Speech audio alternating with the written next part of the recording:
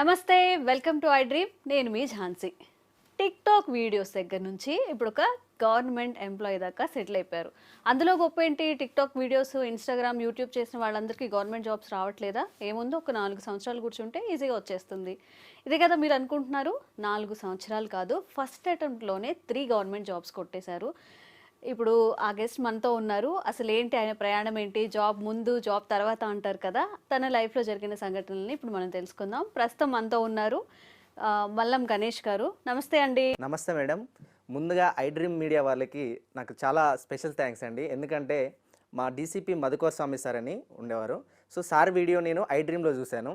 చూసినప్పుడు నాకు కూడా ఏమైనా థాట్ వచ్చిందంటే ఎప్పుడైనా నేను ఐ డ్రీమ్కి వెళ్ళగలనా, అంటే వెళ్ళగలుగుతానా అని నేను అనుకున్నాను.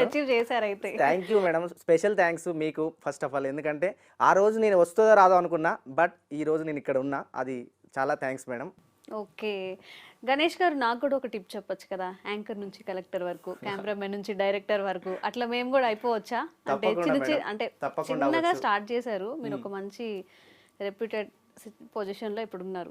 మేము కూడా ఈ సిచ్యువేషన్ నుంచి వెళ్ళాలంటే మాకు ఏమైనా టిప్స్ ఇస్తారా? 100% ఇస్తాను మేడం.